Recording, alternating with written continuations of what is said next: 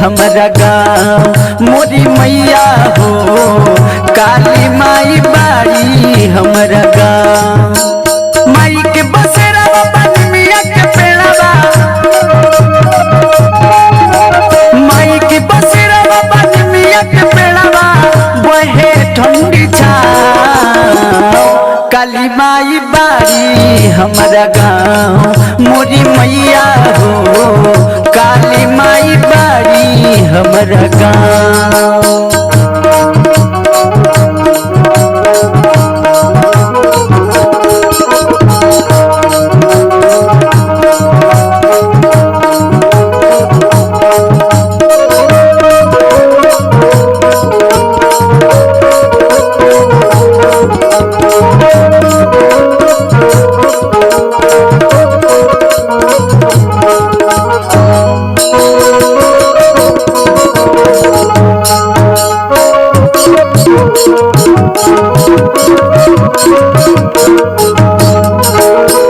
चम चम चम के कलश सुनहुला लागे भवन निराला हो, ताही भीतरा सातो बहिन के पूज सभे जाला हो।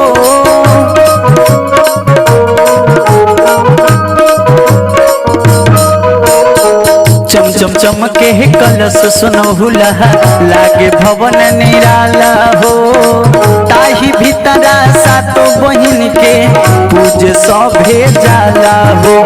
कहीं बहे पोखरा कहीं बहे नदिया,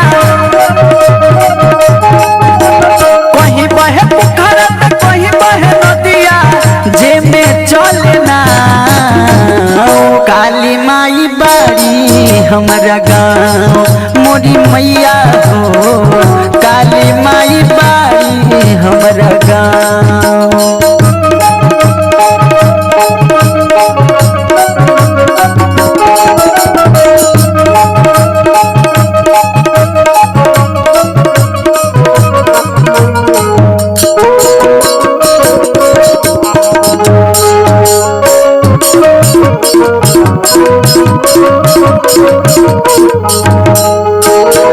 पहरा देवे 24 घंटा द्वारा भैरो भैया हो, चारों दिशा और 14 भुवन में घूमेली मोरी मैया हो।